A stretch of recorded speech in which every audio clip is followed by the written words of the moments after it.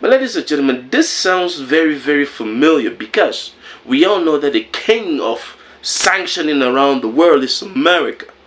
And France is America's partner.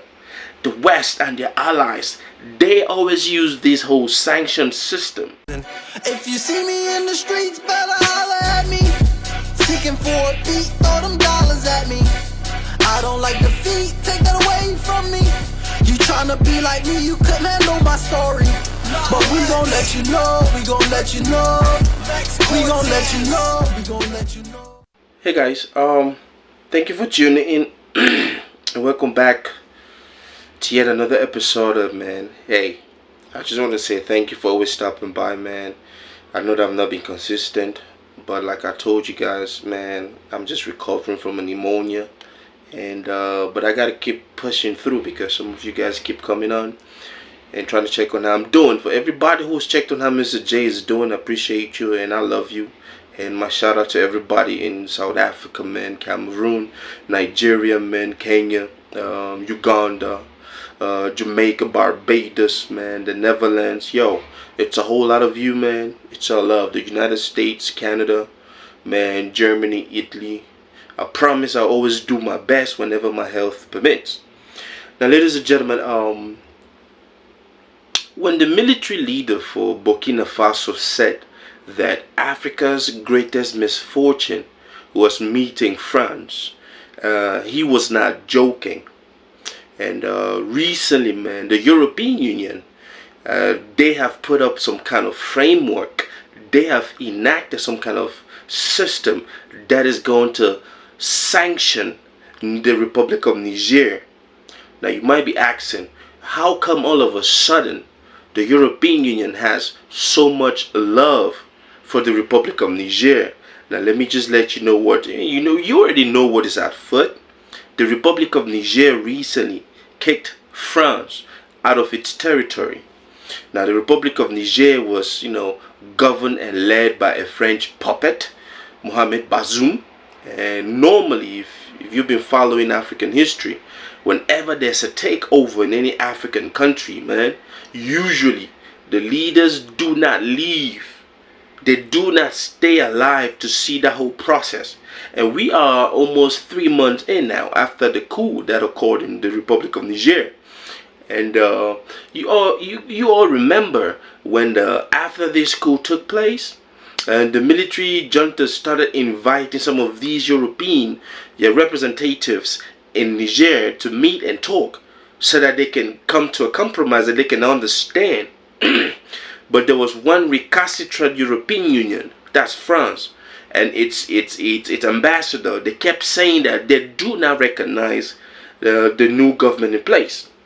It is not your place to recognize when there's a coup d'etat, the new regime or not. You feel me? That's about it, man. The European Union, of course, under the leadership or under the push by France, because of course France was kicked out of its gold mine. We're talking about uranium. And you might ask yourself, how come all of a sudden the European Union now sees the Republic of Niger as a very important country, that they want to start enacting frameworks that will sanction that country? Newsflash, France was stealing uranium from that country at 80 cents a kilo and reselling to some of these European countries at 200 euros per kilo. And of course, we all know the power of uranium. If you don't know, uranium is one of the most powerful minerals that there is on earth right now because it has a whole lot of potentials. And France was selling, and France was like the middleman to these European Union. And of course, with the ousting out of their puppet and with the kicking out of France from that country, there is no longer going to be uranium flowing to these countries in Europe. And guess what they do? And just like France, just exactly like what France always does, man, they round up some of their allies, and just like what the United States have studied them, because, mind you, there's no European country that can do anything without running through the whole plan with America. So they are America's balls carrier. You feel me? So France went to the European Union and asked them to some kind of petty retaliation. and the European Union is put it in place. But they disguise this whole thing and talk about, we are putting the framework in place to ensure that anybody that is disturbing the peace, anybody that abuses human, blah blah blah. We all know that they want their puppet to come back in place. And you see how nice and how civil the military leaders were in the Republic of Niger. After the coup, they didn't kill the ex-president. They locked him up somewhere and they gave him his phone. He could be accessed so that people should not say that he's being mistreated. Of course, this man used those privileges to call some of the presidents that he was friends with, especially those in ECOWAS, to do some, and of course to call his boss, man, the president of France. And they advised this clown not to sign anything saying that he is no longer the president, because technically speaking, if he does not resign, he is technically a president but under arrest. But I like the fact that the military junta, after a whole lot of pressure coming from some of the African countries through ECOWAS, told them that they're going to need 3 years. And I do believe that a presidential term is about 4 years. So they took it off, and then they need 3 more years so that this man should be out. Which goes to tell you that these guys are not even planning to kill this man. But then this man tried to escape, but he was caught.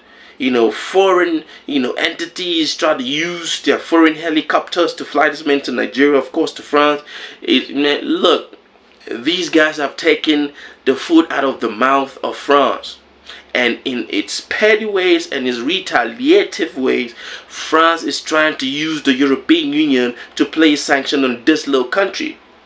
But ladies and gentlemen, this sounds very, very familiar, because we all know that the king of sanctioning around the world is America. And France is America's partner. The West and their allies, they always use this whole sanction system to ensure that those who were not towing the line, those who were not respecting the hegemony, of course we've seen that France clearly wants to rule.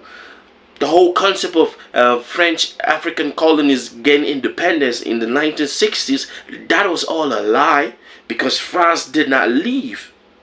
We've heard it from so many African scholars. And just to end this vlog, I would say this.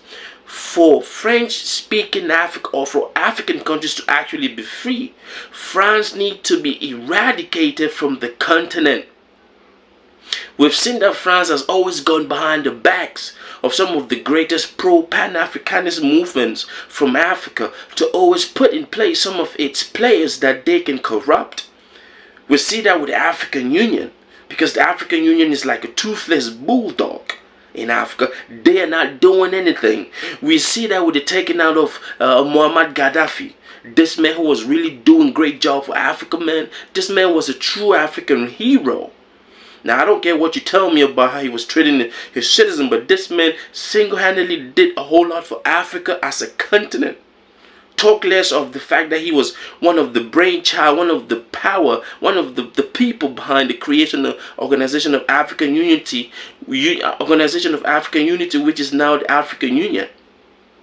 So I would throw it back at you. Do you guys think that the European Union, all of a sudden, developing this kind of love from Niger, is acting on its own, or they are acting on instigation from France, because France is angry that she was kicked out of the Republic of Niger, and she was kicked out of her business and a cash cow in the uranium industry that she was selling at 80 cents and reselling for 200.